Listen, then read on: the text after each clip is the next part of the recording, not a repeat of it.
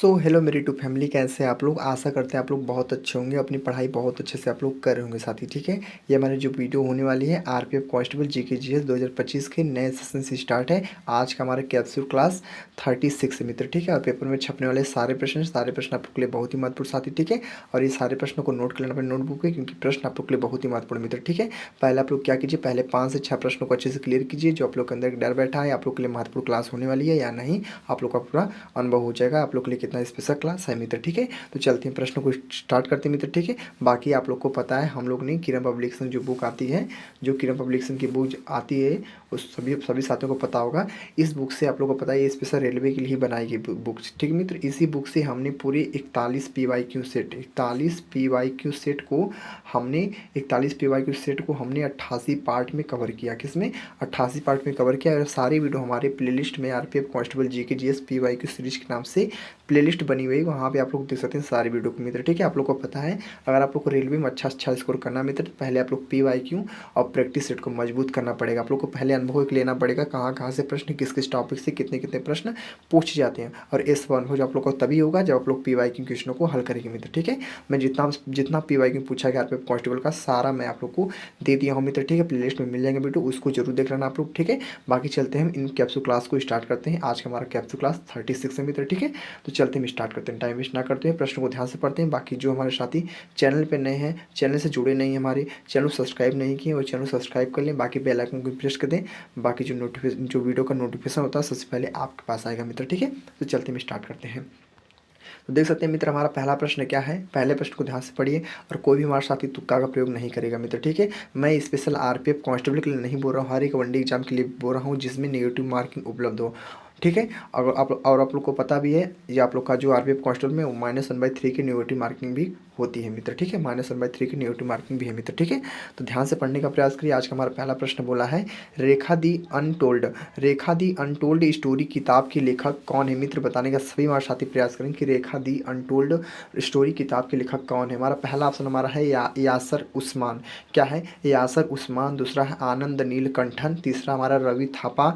और चौथा हमारा ऋषि कपूर। मित्र लोग बताने का प्रयास करिए। इस प्रश्न का हमारा जो राइट आंसर होगा आप लोग का यासर उस्मान हो जाएगा राइट आंसर मित्र। ठीक है, तो कितने मेरे भाई बहनों को पहले से पता था इस प्रश्न का आंसर वो कमेंट करेंगे। ठीक है, बाकी चलते हैं इसी प्रकार अगले नेक्स्ट प्रश्न साथी। ठीक है, देख रहे ना, same to same A to प्रश्न आप लोग को ऐसे पूछे जाएंगे मित्र। ठीक है, same to same A to Z जितने प्रश्न मैं बता रहा हूँ साथियों, सेम ऐसे ही प्रश्न आप लोग एग्जाम में फंसेंगे मित्र। ठीक है, इसमें कोई दो राय नहीं है आप लोग का। ठीक है, बाकी ध्यान से पढ़िए। आज का हमारा दूसरा प्रश्न क्या होने वाला है कि पृथ्वी की सतह से वायुमंडल की परतों का सही क्रम कौन सा है मित्र। ठीक है, यानी पृथ्वी की सतह से वायुमंडल की परतों का सही क्रम कौन सा है। पहला हमारा जो ऑप्शन है क्षोभ मंडल, समताप मंडल, मध्य मंडल, ब्राह्म मंडल मित्र। ठीक है, और बी आंसर हमारा है मध्य मंडल, समताप मंडल, क्षोभ मंडल, ब्राह्म मंडल। और तीसरा जो हमारा है समताप मंडल, क्षोभ मंडल, मध्य मंडल और ब्राह्म मंडल। और डी आंसर हमारा है मध्य मंडल, क्षोभ मंडल, समताप मंडल और ब्राह्म मंडल। मित्र लोग बताने का प्रयास करिए। इस प्रश्न का जो हमारा एग्जैक्ट आंसर मैं बता देता हूँ आप लोग का क्या होगा ना। इस प्रश्न का जो हमारा राइट आंसर होगा मित्र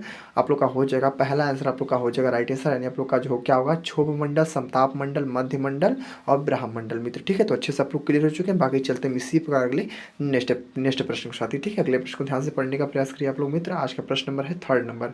तो 3rd नंबर प्रश्न क्या है साथी, ध्यान से पढ़िए। बोला है क्या, वनडे विश्व कप इतिहास में सबसे तेज दोहरा शतक लगाने वाला बल्लेबाज कौन बने हैं। यानी वनडे विश्व कप इतिहास में सबसे तेज दोहरा शतक लगाने वाला जो बल्लेबाज है वो मित्र कौन बने हैं। ठीक है, क्या है? ग्लेन मैक्सवेल है, सूर्य कुमार यादव है, डेविड वार्नर है, विराट कोहली जी है साथी। ठीक है, तो सभी हमारे मित्र भाई बहन लोग बताने का प्रयास करिए कि वनडे विश्व कप इतिहास में सबसे तेज दोहरा शतक लगाने वाले जो हमारे बल्लेबाज थी वो कौन बने मित्र। ठीक है, इस प्रश्न का जो हमारा राइट आंसर होगा आप लोग का ग्लेन मैक्सवेल आप लोग का हो जाएगा राइट आंसर मित्र। ठीक है, ये दोहरा शतक लगाने वाले बल्लेबाज बने थे मित्र। ठीक है, क्या हुआ? Glenn Maxwell. चलते हम स्टेप बाय अगले नेक्स्ट प्रश्न के साथ ही। अगले प्रश्न को ध्यान से पढ़िए आप लोग। आज का प्रश्न नंबर है 4th नंबर।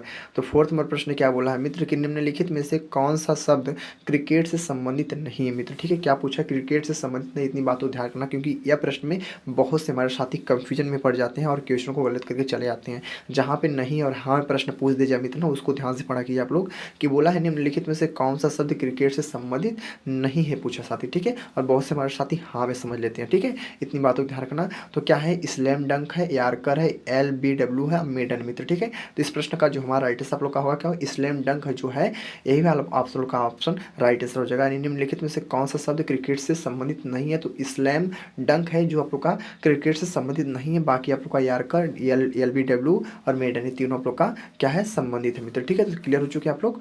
चलते हैं स्टेप बाय अगले नेक्स्ट प्रश्न की। और आज का जो प्रश्न नंबर है 5th नंबर में, ठीक है। तो 5th नंबर प्रश्न क्या बोला है, ध्यान से पढ़िए आप लोग। आज का 5th नंबर प्रश्न बोला है कि निम्नलिखित में से कौन भारतीय अर्थव्यवस्था में द्वितीय क्षेत्र के अंतर्गत आते हैं, ठीक है। यानी निम्नलिखित में से कौन हमारी जो भारतीय है वह अर्थव्यवस्था में द्वितीय क्षेत्र के अंतर्गत के रूप में आते हैं। तो पहला हमारा कपड़ा उद्योग हुआ, दूसरा हमारा वस्तुओं का परिवहन है, तीसरा हमारा कपास का उत्पादन है, चौथा हमारा बैंकिंग है मित्र, ठीक है। तो सभी हमारे साथी भाई बहन प्रयास करेंगे उत्तर देने का। इस प्रश्न का हमारा एग्जैक्ट राइट आंसर क्या होगा मित्र, ठीक है। इस प्रश्न का जो हमारा राइट आंसर होगा मैं बता देता हूँ आप लोग का, कपड़ा उद्योग आप लोग को दिख रहा है, कपड़ा उद्योग यानी फर्स्ट ऑप्शन आप लोग का हो जाएगा मित्र राइट आंसर साथी, ठीक है। तो जो भी हमारे प्रिय मित्र भाई बहन को पहले से आंसर पता था वो मित्र हमारे कमेंट करने का प्रयास जरूर करेंगे मित्र, ठीक है। तो चलते हैं स्टेप बाय अगले नेक्स्ट प्रश्न की ओर। आज का प्रश्न नंबर है 6 नंबर, यानी आप लोग का 6वां प्रश्न मित्र क्या बोला है, ध्यान से पढ़िए आप लोग। प्रश्न बोला है कि किस आर्थिक प्रणाली में उत्पादित वस्तुओं का विभिन्न व्यक्तियों के बीच वितरण उनकी आवश्यकताओं के अनुसार नहीं अपितु उनकी क्रय क्षमता के आधार पर होता है मित्र, ठीक है। किस आर्थिक प्रणाली में उत्पादित वस्तुओं का विभिन्न व्यक्तियों के बीच वितरण उनकी आवश्यकताओं के अनुसार नहीं अपितु उनकी क्रय क्षमता के आधार पर होता है। तो देख सकते हैं इस प्रश्न का हमारा जो आंसर होगा, पहला आंसर हमारा क्या है, समाजवादी, दूसरा हमारा पूंजीवादी है, तीसरा हमारा मिश्रित है, चौथा हमारा मार्क्सवादी मित्र, ठीक है। तो सभी हमारे साथी भाई बहन बताने का प्रयास करेंगे इस प्रश्न का हमारा एग्जैक्ट राइट आंसर क्या होगा मित्र, ठीक है। इस प्रश्न का जो हमारा राइट आंसर आप लोग का हो जाएगा क्या होगा मित्र, पूंजीवादी आप लोग को दिख रहा है, पूंजीवादी यानी आप लोग का B answer is the right answer मित्र, ठीक है। तो बहुत अच्छे से और बहुत ही आसान भाषा में आप लोग को समझा दिया मित्र, ठीक है। तो चलते हैं शिव कर अगले नेक्स्ट प्रश्न के साथ ही, ठीक है। आप लोग कमेंट करना आप लोग को अच्छे समझ में आ रहा है या नहीं मित्र, ठीक है, कमेंट जरूर करना मित्र, ठीक है। बाकी देखते हैं आज के 7वें प्रश्न को बोला है क्या, निम्नलिखित में से कौन सा हमारा प्रगतिशील कर का उदाहरण है मित्र, ठीक है। किसका प्रगतिशील कर का उदाहरण है, तो पहला हमारा उत्पाद शुल्क है, दूसरा हमारा आयकर है, तीसरा हमारा चुंगी है और चौथा हमारा क्या मित्र है, गृह कर है मित्र, ठीक है। सभी साथी बताने का प्रयास करेंगे कि निम्नलिखित में से कौन एक प्रगतिशील कर का उदाहरण है। इसका जो हमारा राइट आंसर होगा मित्र बता दें आप लोग को, इसका राइट आंसर आप लोग का आयकर आप लोग को दिख रहा है, आयकर आप लोग का हो जाएगा मित्र राइट आंसर साथी, ठीक है। तो चलते हैं स्टेप बाय अगले नेक्स्ट प्रश्न के साथी। अगले प्रश्न को ध्यान से पढ़ने का मित्र प्रयास करिए आप लोग। आज का प्रश्न नंबर हमारा 8 नंबर मित्र, ठीक है। 8 नंबर प्रश्न क्या बोला है, पहले प्रश्न को ध्यान से पढ़ते हैं फिर इसके ऑप्शन को देखते हैं मित्र, ठीक है। प्रश्न 8 बोला है कि ICCR ने बिहार में वैशाली फेस्टिवल ऑफ डेमोक्रेसी का आयोजन किया। ICCR ने बिहार में वैशाली फेस्टिवल ऑफ डेमोक्रेसी का आयोजन किया मित्र, बताने का प्रयास करिए। पहला हमारा ललित नारायण मिथिला विश्वविद्यालय, दूसरा है नालंदा विश्वविद्यालय, तीसरा क्या है, विक्रम विश्वविद्यालय, चौथा हमारा है विक्रमशिला विश्वविद्यालय मित्र, ठीक है। सभी हमारे साथी बताने का प्रयास करेंगे इस प्रश्न का हमारा राइट आंसर क्या होने वाला है। यानी ICCR ने बिहार में वैशाली फेस्टिवल ऑफ डेमोक्रेसी का आयोजन किया। तो इसका ऑप्शन नंबर मारेंगे पहले आप लोग को नालंदा विश्वविद्यालय को मित्र, ठीक है। ऑप्शन नंबर क्या होगा, B answer is the very most time पे आंसर होगा मित्र, ठीक है। तो बहुत अच्छे समझ में आ गया आप लोग अच्छे से। बाकी चलते हैं इसी पर अगले नेक्स्ट प्रश्न साथी, ठीक है मित्र। अगले प्रश्न को ध्यान से पढ़ने का प्रयास करिए आप लोग। आज का प्रश्न नंबर है 9th नंबर। तो 9th नंबर प्रश्न क्या बोला मित्र, ध्यान से पढ़िए आप लोग, ठीक है। 9th प्रश्न बोला हमारा, निम्नलिखित में से मानव द्वारा प्रेरित जलवायु परिवर्तन के कारण नष्ट होने वाली जो हमारी पहली स्तनपायी प्रजाति है वह कौन सी है मित्र, ठीक है। यानी निम्नलिखित में से मानव द्वारा प्रेरित जलवायु परिवर्तन के कारण नष्ट होने वाली पहली स्तनपायी प्रजाति कौन सी है। पहला हमारा पैंथेरा टाइग्रिस, दूसरा है ब्रेम्बल के मेलोमिज और तीसरा हमारा उर्सस मेरिटाइमस और चौथा हमारा पैंथेरा अनसिया। तो मित्र लोग बताने का प्रयास करिए आप लोग इस प्रश्न का हमारा एग्जैक्ट राइट आंसर क्या होगा मित्र, ठीक है। सभी हमारे साथी बताने का प्रयास करेंगे इस प्रश्न का हमारा राइट आंसर होगा क्या, ब्रेम्बल के मेलोमीज आप लोग का हो जाएगा मित्र राइट आंसर, ठीक है।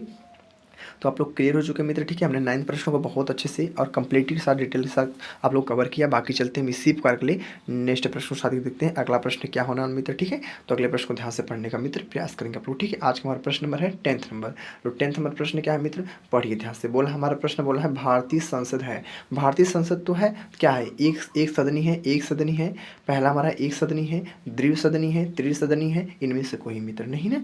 बताने का प्रयास करिए आप लोग कि भारतीय संसद संसद है, एक सदनी है या द्विसदनी है या त्रिसदनी है, इनमें से कोई नहीं मित्र। ठीक है, तो बता दें आप लोग को इस प्रश्न का मित्र हमारा जो राइट आंसर आप लोग का होगा द्विसदनी आप लोग का हो जाएगा मित्र, राइट आंसर साथी। ठीक है, यानी B answer is the very very most time answer हो जाएगा मित्र। ठीक है, तो आप लोग क्लियर हो चुके हैं। बाकी चलते हैं स्टेप बाय अगले नेक्स्ट प्रश्न साथी। ठीक है, अगले प्रश्न को देखते हैं मित्र। ठीक है, अगले प्रश्न को ध्यान से पढ़ने का प्रयास करिए मित्र। आज का प्रश्न हमारा है 11th नंबर। तो 11th नंबर प्रश्न क्या बोला साथी, बोला है हमारा प्रश्न 11th, निम्नलिखित में से कौन सा हमारा ऐसा देश है जो दूसरी दुनिया के देश का हिस्सा नहीं था। निम्नलिखित में से कौन सा देश दूसरी दुनिया का हिस्सा नहीं था मित्र। पहला है अर्जेंटीना, दूसरा है चीन, तीसरा है रूस, चौथा हमारा मंगोलिया मित्र। ठीक है, तो सभी साथी बताने का प्रयास करेंगे कि निम्नलिखित में से कौन सा हमारा ऐसा देश है जो दूसरी दुनिया के देश का हिस्सा नहीं था। ऑप्शन नंबर मारेंगे आप लोग को अर्जेंटीना को मित्र। ठीक है, आप लोग का पहला आंसर आप लोग को क्या होगा मित्र, राइट आंसर हो चुका साथी। ठीक है, तो क्लियर हो चुके सभी हमारे साथी भाई बहन। बाकी चलते हैं स्टेप बाय अगले नेक्स्ट प्रश्न की ओर। अगले प्रश्न को ध्यान से पढ़ते हैं। आज का प्रश्न हमारा है 12th नंबर। तो 12th में प्रश्न पूछा अनुच्छेद से मित्र। ठीक है, जैसे मैंने आप लोग को बताया प्रश्न किससे पूछा, अनुच्छेद से, और आप लोग को समझ में आ गया कि अनुच्छेद से हमारा प्रश्न बना मित्र। ठीक है, ऐसे जो मेन पॉइंट है ना, आप लोग को अगर पीवाई के क्वेश्चनों को हल करेंगे ना, जो मैंने पीवाई क्वेश्चन को आप लोग को पूरे 88 पार्ट में कवर किया मित्र ना, उन वीडियो को देखेंगे ना आप लोग को एकदम हैबिट हो जाएगा। आप लोग इन प्रश्नों को हवा में मारेंगे मित्र। ठीक है, क्योंकि वहाँ पे जो प्रश्न मैं बताया मित्र ना, वो सब सभी पीवाई क्यों और किरण पब्लिकेशन की बुक है। ठीक है, और आप लोग को इतना पता है कि जो किरण पब्लिकेशन बुक होती है स्पेशल रेलवे के लिए बनाई गई है, और पूरा उस बुक का निचोड़ मैंने आप लोग को बता दिया मित्र। ठीक है, और आप लोग को इतना भी पता है कि जो हमारा सार संग्रह का बुक आता है, किसका, सार संग्रह का बुक आता है जो स्पेशल खान सर का मित्र। ठीक है, उसी बुक से मैं ये जो मैं बता रहा हूँ प्रश्न को ना, ये सब प्रश्न मैं बनाता हूँ मित्र। ठीक है, उसी बुक से मित्र। ठीक है, जो आप लोग के लिए बहुत ही बेस्ट माना जाता है मित्र। ठीक है, अगर उसको पढ़ लिए ना तो आप लोग का मानिए जीके जिसमें अच्छा से अच्छा स्कोर कर ले जाएंगे आप लोग। ठीक है, इतनी गारंटी है मित्र। ठीक है, तो ध्यान रखना आप लोग। बाकी बाहरी प्रश्न को ध्यान से पढ़िए कि भारतीय संविधान के कौन से अनुच्छेद में भारत को राज्यों का संघ बताया गया है। इसका ऑप्शन नंबर मारेंगे किसको, अनुच्छेद 1 है, अनुच्छेद 2 है, अनुच्छेद 3 है, अनुच्छेद 4 है। तो मित्र इसका राइट आंसर आप लोग का अनुच्छेद 1 हो जाएगा। बहुत ही सिंपल आंसर आप लोग का अनुच्छेद 1 को मार देंगे। बाकी चलते हैं स्टेप बाय अगले नेक्स्ट प्रश्न आते हैं। ठीक है, अगले प्रश्न को ध्यान से पढ़िए मित्र। आज का प्रश्न नंबर है 30 नंबर, यानी आप लोग का 13वां प्रश्न मित्र। ठीक है, तो आज का हमारा 13 नंबर प्रश्न क्या बोला है, ध्यान से पढ़िए। किस संवैधानिक संशोधन में भारतीय संविधान की प्रस्तावना में समाजवाद तथा धर्मनिरपेक्षता को जोड़ा गया था। ठीक है, यानी किस संवैधानिक संशोधन में भारतीय संविधान की प्रस्तावना में समाजवाद तथा धर्मनिरपेक्षता को जोड़ा गया है मित्र, यही आप लोग को बताना है। पहला हमारा ऑप्शन क्या है, बोला है कि 42वां संवैधानिक संशोधन। पहला हमारा क्या है, 42वां संवैधानिक संशोधन। दूसरा है 40वां संवैधानिक संशोधन। तीसरा हमारा 44वां संवैधानिक संशोधन। चौथा मित्र हमारा 49वां संवैधानिक संशोधन। इस प्रश्न का जो हमारा मोस्ट टाइम पे आंसर होगा मित्र, मैं आप लोग को बता देता हूँ। आप लोग का हो जाएगा 42वां संवैधानिक संशोधन आप लोग का हो जाएगा मित्र, राइट आंसर साथ। ठीक है, यानी पहला answer is the very most time पे आंसर होगा मित्र। ठीक है, तो देख लिया आप लोग, हमने 13 प्रश्नों को बहुत अच्छे से डिटेल के साथ आप लोग को कवर किया मित्र। ठीक है, तो चलते हैं इसी पर अगले नेक्स्ट प्रश्न पर। आज हमारा प्रश्न है 40 नंबर है आप लोग का मित्र, यानी 14 प्रश्न मित्र। तो 14 प्रश्न क्या बोला है, बस प्यार से आप लोग ध्यान से पढ़िए मित्र। ठीक है, तो प्रश्न नंबर 14 बोला है कि भारतीय संविधान में कितनी प्रकार की रिट्स प्रादेश या समादेश है मित्र। ठीक है, यानी भारतीय संविधान में कितनी प्रकार के रिट्स प्रादेश या समादेश है मित्र। पहला हमारा ऑप्शन है 5, दूसरा है 7, सी आंसर हमारा 6 है, और डी आंसर मित्र हमारा 4 है। तो सभी हमारे साथी प्रयास करेंगे उत्तर देने का। इस प्रश्न का जो हमारा मोस्टली राइट आंसर आप लोग का हो जाएगा 5, आप लोग का हो जाएगा राइट आंसर। ठीक है, यानी 5। भारतीय संविधान में कितनी प्रकार के रिट्स प्रादेश या समावेद है, तो 5 है मित्र। ठीक है, तो चलते हैं इसी पर अगले नेक्स्ट प्रश्न के साथ ही। अगले प्रश्न को ध्यान से पढ़ने का प्रयास करें मित्र। आज का प्रश्न नंबर है 50 नंबर। ठीक है, यानी आप लोग का हमारा 15 प्रश्न मित्र। 15 प्रश्न क्या बोला है कि भारतीय संविधान को क्वासी फेडरल, क्या है, क्वासी फेडरल किसने बताया है। यानी भारतीय संविधान को क्वासी फेडरल किसने बताया है मित्र। पहला हमारा क्या है, केसी वेयर पहला ऑप्शन। दूसरा है क्या है, आयोन जेंगिस है, और तीसरा हमारा क्या है मित्र, मारिस जानस है, और चौथा हमारा है ग्रेविले आइंस्टीन मित्र। सभी साथी बताने का प्रयास करेंगे कि भारतीय संविधान को क्वासी फेडरल किसने बताया है मित्र। ऑप्शन नंबर मार देंगे आप लोग किसको, आप लोग का ऑप्शन नंबर हो जाएगा केसी वेयर, आप लोग का हो जाएगा राइट आंसर मित्र। ठीक है, तो आप लोग समझ चुके अच्छे से। बाकी चलते हैं स्टेप बाय अगले नेक्स्ट नेक्स्ट प्रश्न साथी, ठीक है। अगले प्रश्न को ध्यान से पढ़िए मित्र। आज का प्रश्न नंबर हमारा है 16 नंबर, ठीक है। तो 16 नंबर प्रश्न क्या बोला, आज का 60 नंबर जो प्रश्न हमारा है, बोला है प्राचीन भारत में कितने महाजनपद थे, यानी प्राचीन जो हमारा भारत है उसमें कितने महाजनपद थे। तो मित्र लोग प्रयास करेंगे उत्तर देने का। इस प्रश्न का हमारा मोस्टली राइट आंसर क्या होगा मित्र, यानी प्राचीन भारत में कितने महाजनपद थे। कितने महाजनपद थे, 10 थे, 16 थे, 20 थे, 18 थे मित्र, ठीक है। ऐसे प्रश्न साथी बहुत से हमारे साथी ऐसे हैं जो तुक्का मार के चले जाते हैं मित्र, ठीक है। इसी में तुक्का नहीं मारना होता, यही आप लोग का जो ऐसे प्रश्न पूछे जाते हैं मित्र ना, यही आप लोग का स्कोरिंग सब्जेक्ट होता है मित्र, ठीक है। यही तो स्कोर बढ़ाता है आप लोग का। जैसे महाजनपद है, जितने महाजनपद पूछे गए उसको रट लीजिए आप लोग। कहाँ से पूछेगा मित्र बताइए ना। जो साथी कमेंट करते हैं कि साथियों सर मेरा जीके में स्कोर नहीं उठता, जीके में एक ब्रह्मांड है, कहाँ से प्रश्न पूछे जाते हैं, मुझे समझ नहीं आता, क्या पढ़ूँ, कुछ नहीं समझ आता मित्र। आप लोग पहले मेहनत कीजिए, PY के क्वेश्चनों को अच्छे से हल कीजिए, आप लोग प्रैक्टिस रूट को हल कीजिए ना। कैसे नहीं आएगा मेरे भाई, तो आएगा, थोड़ा आप लोग को थोड़ा मेहनत करना पड़ेगा आप लोग को, ठीक है। यानी प्राचीन भारत में कितने महाजनपद थे, तो बता देंगे आप लोग इजीली, आप लोग का 16 महाजनपद थे मित्र, ठीक है। क्लियर हो चुके हैं आप लोग अच्छे से। बाकी चलते हैं स्टेप बाय अगले नेक्स्ट प्रश्न को। अगले प्रश्न को ध्यान से पढ़ने का प्रयास करिए। आप लोग का प्रश्न नंबर है 17, यानी आप लोग का प्रश्न नंबर 17 मित्र। 17 नंबर प्रश्न क्या बोला है कि भक्ति आंदोलन किस शताब्दी में शुरू हुआ था। क्या बोला है, भक्ति आंदोलन जो हमारा है वो किस शताब्दी में शुरू हुआ मित्र, ठीक है।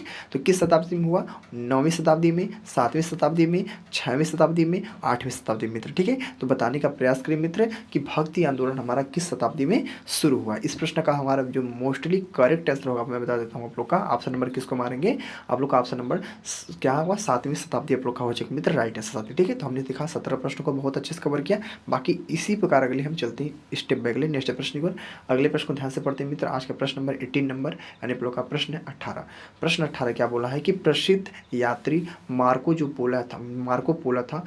पोलो वो किस देश का मूल निवासी था मित्र, ठीक है। सभी साथी बताने का प्रयास करेंगे प्रसिद्ध यात्री मार्को पोलो किस देश का मूल निवासी था मित्र। ये प्रश्न आप लोग के लिए बहुत डेंजर है, बहुत ही ज़्यादा महत्वपूर्ण साथी, ठीक है। तो बताने का सभी हमारे साथी भाई बहन प्रयास करेंगे। पहला रूस, दूसरा इटली, तीसरा उज्बेकिस्तान, चौथा हमारा है मित्र मोरक्को। तो सभी हमारे साथी बताने का प्रयास करेंगे। इस प्रश्न का मोस्टली करेक्ट आंसर जो आपका होगा आप लोग का मैं बता देता हूँ आप लोग को, क्या होगा आप लोग का इटली आप लोग को दिख रहा है। B answer is the very very most time पे आंसर हो जाएगा मित्र, ठीक है। तो आप लोग समझ चुके हैं, हमने 18 प्रश्नों को अच्छे से क्लियर किया। बाकी और भी प्रश्नों को देखते हैं मित्र, ठीक है। तो बस हमारे साथ आप लोग लगे रहिए, ठीक है। जितने प्रश्नों को मैं बता रहा हूँ ना, किसी प्रश्न को हल्के में लेने का प्रयास मत कीजिएगा आप लोग, ठीक है। क्योंकि सारे प्रश्न आप लोग के लिए बहुत ही महत्वपूर्ण मित्र, ठीक है। आप लोग कोई भी बुक उठा के देख लेंगे ना मित्र ना, ये सब प्रश्न आप लोग को पक्का मिलेंगे मित्र, ठीक है। अगर आप लोग का बढ़िया बुक रहेगा, स्पेशल बुक रहेगा, ठीक है, रेलवे के लिए कितना मित्र, ठीक है। क्योंकि मुझे सभी बच्चों को देखना पड़ता है, एक बच्चा तो है नहीं मित्र, ठीक है। इसलिए जितना हो सके उतना बेस्ट बुक्स में पढ़ाता हूँ मित्र, ठीक है, कि आप लोग का सिलेक्शन हो जाए आपकी बार, ठीक है। क्योंकि आप लोग को पता है वैकेंसी बार बार नहीं आती है, और रेलवे का वैकेंसी जितना इंपॉर्टेंट आप लोग को पता है मित्र, ठीक है। तो पता है तो पता रहने दीजिए। बाकी 19 प्रश्न को ध्यान से पढ़िए। प्रश्न नंबर 19 बोला है कि भारत छोड़ो आंदोलन किस वर्ष में प्रारंभ हुआ था मित्र। किस साल में प्रारंभ हुआ था, ये आप लोग को बताना है कि भारत छोड़ो आंदोलन किस वर्ष में प्रारंभ हुआ था। यह प्रश्न का आंसर सभी हमारे साथी दे सकते हैं मित्र, ठीक है। क्योंकि बहुत ही सिंपल प्रश्न है और बहुत बार रिपीट भी हुआ मित्र, ठीक है, कि भारत छोड़ो आंदोलन किस वर्ष में प्रारंभ हुआ। पहला 1939, दूसरा 1942, 1940 तीसरा ऑप्शन, चौथा हमारा 1945। मित्र बता दें इस प्रश्न का जो हमारा एग्जैक्ट राइट आंसर मैं बता देता हूँ 1942 आपको दिख रहा है ना, 1942 वाला आप लोग का राइट आंसर हो जाएगा मित्र, ठीक है। तो आप लोग समझ चुके अच्छे से। बाकी हम चलते हैं स्टेप बाय अगले नेक्स्ट प्रश्न को। आज का जो हमारा प्रश्न है अंतिम, ठीक है। यानी आप लोग का 20वां प्रश्न मित्र क्या है, आज का हमारा 20वां प्रश्न बोला है, तो ध्यान से पढ़ने का प्रयास करेंगे। और इस प्रश्न को करने के बाद आप लोग को साथ ही कमेंट बॉक्स में बताना है पूरे 20 प्रश्न में से कितने प्रश्न आप लोग को सही हुए और कितने प्रश्न गलत हुए, और दिल से बताना वीडियो आप लोग को कैसी लगी मित्र, ठीक है। तो ध्यान से पढ़ने का प्रयास करेंगे आप लोग। आज का हमारा प्रश्न नंबर है 20वां। तो आज का हमारा 20वां प्रश्न क्या बोला है, निम्नलिखित में से कौन एक नकदी फसल नहीं है मित्र, ठीक है। देखिए मैंने नहीं पूछा है साथी, ठीक है। यानी निम्नलिखित में से कौन एक नकदी फसल नहीं है। पहला हमारा मूंगफली, पहला हमारा क्या मूंगफली है, दूसरा है ज्वार, तीसरा है कपास, और डी आंसर मित्र हमारा चाय मित्र, ठीक है। सभी हमारे साथी भाई बहन प्रयास करेंगे उत्तर देने का। इस प्रश्न का हमारा एग्जैक्ट राइट आंसर क्या होगा, ऑप्शन नंबर मार देंगे पहले को, यानी आप लोग का B answer is the very very most time पे आंसर हो जाएगा। यानी ऑप्शन नंबर बी वाला आप लोग का हो जाएगा मित्र, राइट आंसर ज्वार हो जाएगा मित्र, ठीक है। क्या होगा, ज्वार आप लोग का हो जाएगा राइट आंसर। तो सभी हमारे साथी अच्छे से क्लियर हो चुके हैं, देख लिए मैंने पूरे 20 प्रश्नों को बहुत अच्छे से बता दिया। और मैं एक अनुभव के साथ बोल रहा हूँ साथी, आप लोग इस 20 प्रश्नों को अच्छे से रट लिए होंगे, अपने नोटबुक को नोट कर लिए होंगे साथी, क्योंकि सारे प्रश्न आप लोग के लिए बहुत ही ज़्यादा महत्वपूर्ण थे। बाकी आप लोग मेहनत करना मत छोड़िए, आप लोग मेहनत कीजिए, सलेक्शन ज़्यादा दूर नहीं है साथी, ठीक है। मैं बता देता हूँ आप लोग को कि ज़्यादा कुछ हार्ड नहीं पूछेगा। आप लोग को पता है कि अब आप लोग के पास जीके, जीएस, मैथ है और रीजनिंग है मित्र, ठीक है।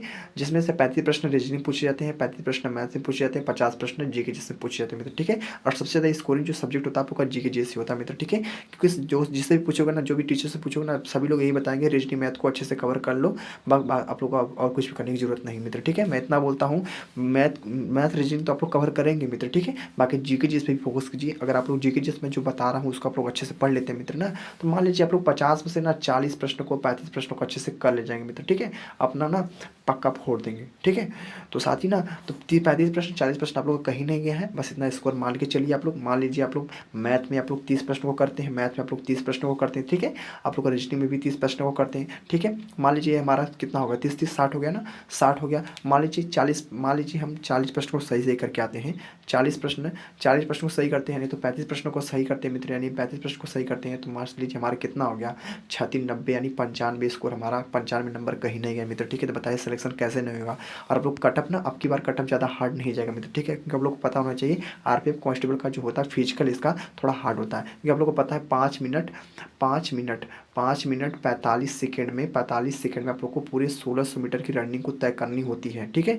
रनिंग को तय करनी होती है मित्र, ठीक है। रन को तय करना होता है, तो आप लोग को थोड़ा ना, आप लोग को एग्जाम पे उतना फोकस नहीं देना, थोड़ा फिजिकली फोकस करना मित्र, ठीक है। तो आप लोग का बेसिक कंसेप्ट आप लोग को तैयार रहेगा एग्जाम में, एग्जाम को इजीली आप लोग कवर कर सकते हैं मित्र, ठीक है। नहीं तो आप लोग को पता है, मैंने जो आरपीएफ एग्जाम हुआ था ना, क्या किसका एग्जाम, जो आरपीएफ एसआई का एग्जाम हुआ था मित्र, मैंने उस एग्जाम को एनालिसिस देखा ना, किस किस प्रकार से कहाँ कहाँ से प्रश्न पूछे गए थे मित्र ना। सोचिए जब ग्रेजुएट लेवल का एग्जाम में ज़्यादा हार्ड प्रश्न नहीं पूछे गए थे, तो आप लोग का आरपीएफ कांस्टेबल में हार्ड कैसे पूछेगा। आप लोग बताइए, तुम्हारा सिपाही भर्ती मित्र, ठीक है, कांस्टेबल का पद होता है, तो इसमें ज़्यादा हार्ड प्रश्न नहीं पूछे जाएंगे, बस थोड़ा बेसिक कंसेप्ट आप लोग को तैयार रहना चाहिए मित्र, ठीक है। बाकी और कुछ नहीं करना है, बाकी आप लोग मेहनत से तैयारी करते रहिए। बाकी आप लोग को मैंने बुक सब बता दिया है। अगर आप लोग को जीके जीएस में अच्छा से अच्छा स्कोर करना है मित्र, तो सार संग्रह की एक बुक आती है, जो बाई खान सर का बुक है मित्र, ठीक है। किसका है, खान सर का, ठीक है। खान सर का बुक है मित्र, ठीक है। तो खान सर के बुक से अच्छा अच्छा आप लोग जीके जीएस को अच्छा स्कोर बना सकते हैं मित्र, ठीक है अपना, ठीक है। बाकी आप लोग किरण पब्लिकेशन की पी ले सकते हैं, किरण पब्लिकेशन की पी ले सकते हैं। इसी बुक से मैंने आप लोग को पूरे 88 पार्ट दिए हैं, 88 पार्ट दिए हैं, हमारे प्लेलिस्ट में सारे वीडियो मिल जाएंगे। इसको जरूर देख लेना आप लोग, ठीक है। अगर इनको देख लिए, आप लोग का पक्का गारंटी साथ बोलता हूँ, आप लोग का बहुत अच्छा स्कोर हो जाएगा मित्र, ठीक है। बाकी आप लोग को पता है, मैथ के लिए भाई आदित्य रंजन सर से पढ़ सकते हैं, किससे किससे, भाई आदित्य रंजन से, आदित्य रंजन सर से पढ़ सकते हैं, आदित्य सर से पढ़ सकते हैं, जो आप लोग के लिए मैथ के लिए बहुत ही बेस्ट टीचर हैं। साथ ही बाकी इनका एक आरपीएफ वेरियर, आरपीएफ वेरियर्स नाम से एक बुक आई है, वेरियर, ठीक है। आरपीएफ वेरियर नाम से एक बुक आई, जो मैथ के लिए बहुत ही बेस्ट है बुक। साथ ही उस बुक से अच्छा से अच्छा स्कोर कर सकते हैं, ठीक है। मैथ के लिए बता दिया मैंने आप लोग को किससे पढ़ना है, और जीके जिसके बता दिया आप लोग किससे पढ़ना है मित्र, कहाँ से पढ़ना है। और आप लोग का एक डाउट और पड़ता है आप लोग का कि रीजनिंग किससे पढ़े मित्र, ठीक है। जो आप लोग का रीजनिंग है, किससे किससे पढ़े रीजनिंग, आप लोग किससे पढ़े मित्र बता देना। मनीष सर का नाम सुनोगे, मनीष सर का नाम, ठीक है। जो किस पे है, किस में पढ़ाते हैं, खान सर के बैच में पढ़ाते हैं, किस में, खान सर के बैच में पढ़ाते हैं। इनसे आप लोग अपना रीजनिंग ना बहुत अच्छा से अच्छा स्कोर कर सकते हैं। अगर आप मान लीजिए आप लोग कोई भी टॉपिक एक उठाकर पढ़ लेते हैं मित्र, ठीक है। कोई भी मान लीजिए स्टेटमेंट और कंक्लूजन आप लोग का जो टॉपिक है, जो सबसे ज़्यादा प्रश्न वहाँ से बनते हैं रीजनिंग में मित्र, ठीक है। अगर उसको पढ़ लेते हैं मित्र, ठीक है, मान लीजिए वही टॉपिक को अच्छा से अच्छा इसकर अपना कर लेते हैं मित्र, बाई मनीष सर से, जो आप लोग के लिए बहुत ही बेस्ट टीचर है। आप लोग रीजनिंग पढ़ेंगे ना, तो उनसे देखेंगे किस प्रकार से पढ़ाते हैं आप लोग को, ठीक है। वहाँ से अच्छा अच्छा तैयारी कर सकते हैं मित्र। बाकी जीके जैसे मैं आप लोग को बता ही रही हूँ, ठीक है। बाकी आप लोग को पता है स्ट्रेटेजी का जो पोर्शन है, स्टैटिक का जो आप लोग का पोर्शन है मित्र, ठीक है। स्ट्रेटेजी के आप लोग किससे पढ़े मित्र बता दें, आप लोग को बताया था मैंने कि बाई नवीन सर से अपना स्ट्रेटेजी के कवर कर सकते हैं मित्र, ठीक है, नवीन सर। और करंट अफेयर्स के लिए Kumar Gaurav sir, current affairs के लिए किसके, कुमार गौरव सर से पढ़ सकते हैं मित्र, ठीक है। कुमार गौरव सर से अपना पढ़ सकते हैं, किसके, करंट के लिए मित्र, ठीक है, करंट अफेयर्स के लिए मित्र, ठीक है। बस इतनी टॉपिक को पढ़ लेते हैं, आप लोगों को कोई भी चीज़ करने की जरूरत नहीं मित्र, ठीक है। मैंने आप लोगों को सब कुछ डिटेल्स आप लोग को अच्छे से बता दिया मित्र, ठीक है। तो वीडियो आपको थोड़ी भी दिल पे लगी होगी तो एक लाइक करके कमेंट कर देना, बाकी सभी साथों को शेयर कर देना अपने चैनल को, ठीक है। तो मित्र मिलते हैं अगले नेक्स्ट वीडियो में। आज का हमारा पार्ट पता है हमारा 36 था मित्र, ठीक है। और जल्दी मिलेंगे हम 37 पार्ट में। बाकी आप लोग को मैंने बताया था, आप लोग को किस वक्त वीडियो में आप लोग को बताया था कि मॉर्निंग के जो समय होता है उसमें आप लोग का 10 से 11 बजे के बीच में डेली वीडियो अपलोड होता है। एक क्लास आप लोग को पक्का मिलेगा कैप्सूल क्लास मित्र, ठीक है। जो आप लोग के लिए बहुत ही स्पेशल प्रश्न को साथ मित्र, ठीक है। बाकी आप लोग को पता है शाम को 7 से 8 बजे के बीच में एक वीडियो आप लोग को पक्का मिलेगा, जो हमारा एक कैप्सूल क्लास होगा मित्र, ठीक है। तो बस इतना ही कहना चाहूँगा, आप लोग डेली जुड़े रहिए हमारे साथ। तो मिलते हैं अगले नेक्स्ट वीडियो में, वीडियो को यहीं पे एंड करते हैं। जय हिंद, जय भारत, वंदे मातरम।